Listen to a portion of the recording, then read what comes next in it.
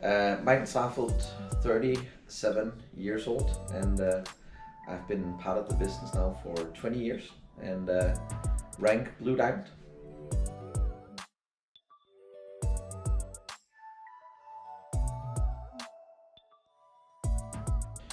I think that motivation is something that is very different from person to person, and also very different from which stage in your life you are at. If you are brand new in the company and you come from not the best of circumstances, don't have too much money in the bank, and don't have the life that you really desire, I think it's pretty easy to motivate yourself because you want to improve, you want to get a better life, you want to travel the world, you want to achieve great things. But I think also the higher up you come in the company and the more money you earn, motivating yourself actually becomes more and more difficult over time, because when you start earning a lot of money and you have a nice life and you're able to relax and do everything that you want, it's sometimes difficult to have the motivation inside of yourself to take the right actions every day.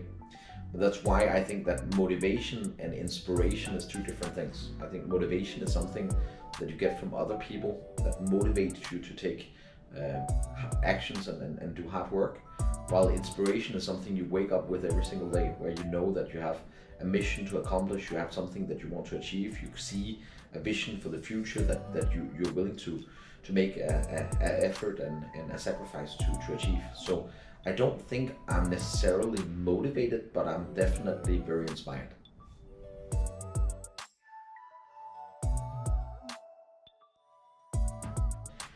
I think that the main problem for most people in the company and for most people in the world that don't achieve what they want to achieve is maybe a combination of a couple of different things. Maybe first of all, they have not learned the skills that is needed be applied every single day to obtain the maximum results.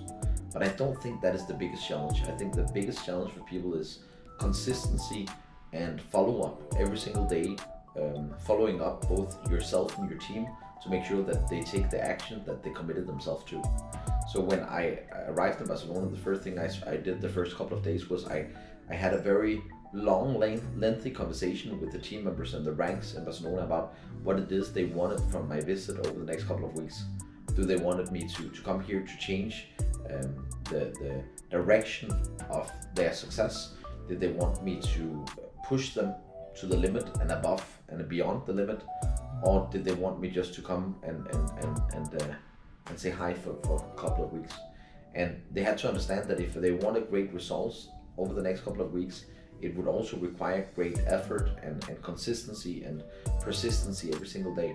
And I think that the biggest change that have happened in the Barcelona office was me leading by example, me coming to the office every single day in the morning, staying there until very late at night, doing the calls myself, doing all the meetings myself. And they saw no matter how exhausted I were, no matter how tired I were, no matter how long the days were, I still took the action with maximum power, maximum excitement, maximum energy every single day. And when you do that, lead by example every day, then the team follows. And the more the team follows, the better results they get. And the better results they get, the more excited they become. And the more excited they become, the more they get into a rhythm and a routine of taking the right actions every day. And that's what eventually took the business and the team to the next level.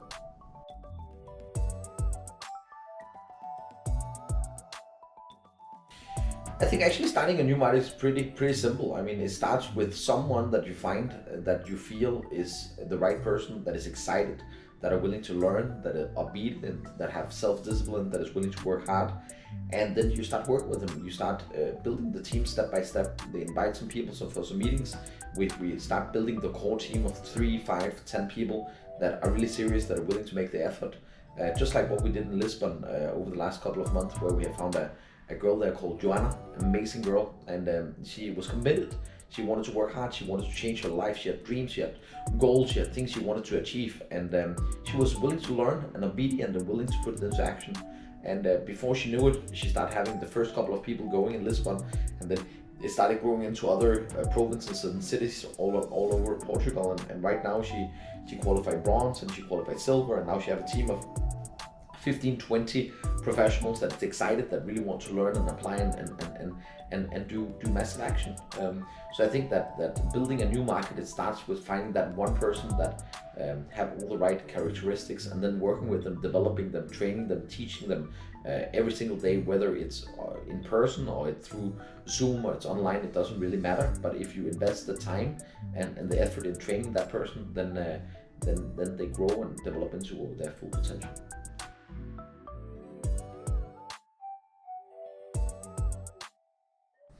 I think not only build the market, I think any market, whether it's a market that is existing or a new market, whether it's an organization that is huge or whether it's a new group of people that want to succeed, I think at the end of the day it's the energy level and the passion and the excitement that you put to the table every single day. If you don't do it with maximum energy and maximum excitement, then creating a momentum and a result is very difficult. So I would say for sure your energy level, your excitement level, your belief, your faith, your vision, those things are much more important than the technical terms of how to book and how to call customers and how to sell products and how to understand the compensation plan in the right way. Those things can come later on, but if you do it with the right energy, the results automatically will occur.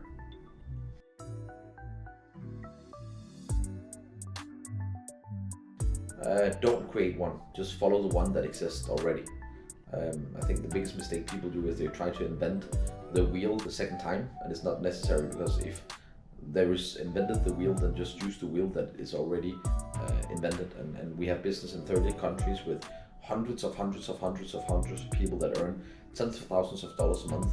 So why not use their system, because there's a proven track record of what they do really works. So all you got to do is you need to learn how to apply and implement that system in the best possible way.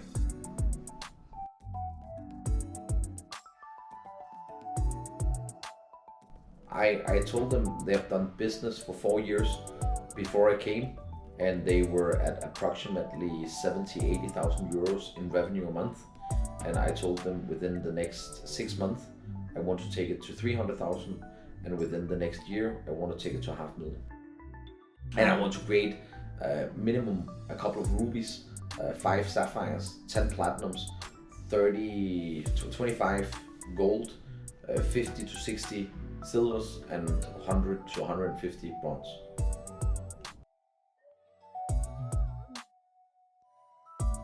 Yes, stop feeling sorry for yourself. Waste of time.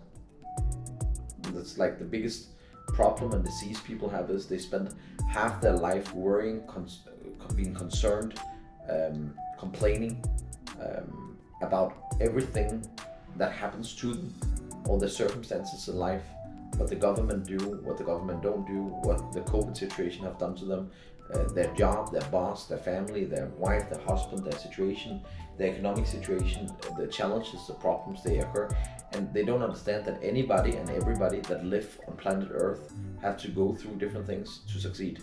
The only thing that is the difference is not what problems you face, but it's the actions you take.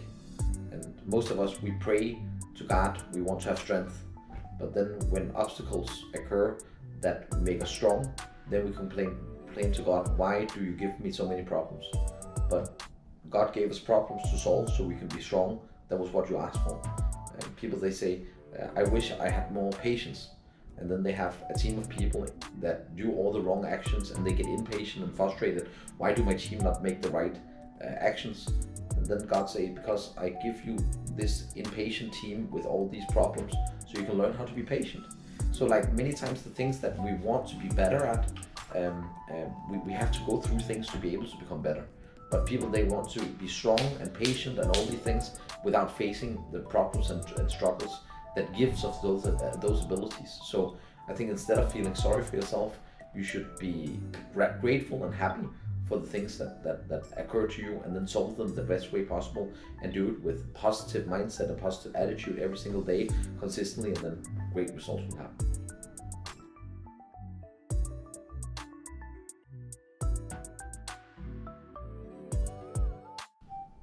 Because having $1 billion in the bank but no purpose is not fulfilling.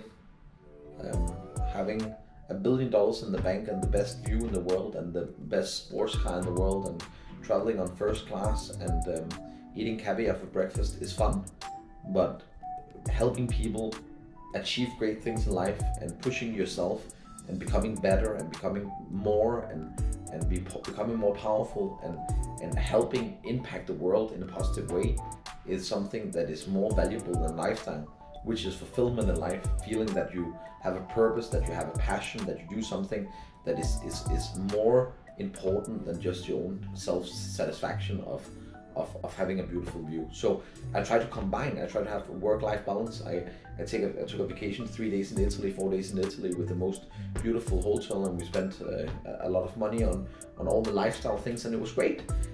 But then when I go to Barcelona, then I go to work, and then I work as hard as I can to help as many people as possible. And then when I don't want to do that, I take my next vacation. And then when I'm finished with that, I go back and work, and then I do everything I do to be able to optimize the results. I think that whatever it is that you choose to do, do it 100%. When I'm on vacation, I vacation 100%. When I'm on work, I work 100%. But most people, they go on vacation and they are stressed about their job, and then they're at the job and then they dream about the vacation. But for me, it's opposite. I go to the vacation and I forget about the job, and I go to the job and I don't even want a vacation because I feel my life is a life where I don't need a vacation from.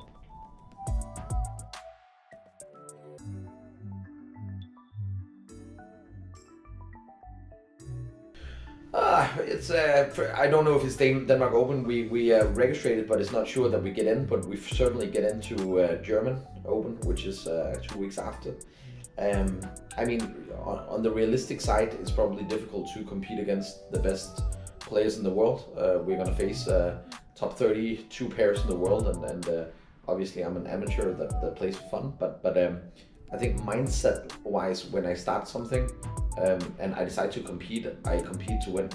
And it doesn't matter if we meet number one pair in the world or we meet a complete amateur or noob. I go into the game with the same self-belief and the same, some people would call it brainwashing, which it probably is, that I believe 100% that if I perform to my max, then the only limitation to my results is my own imagination.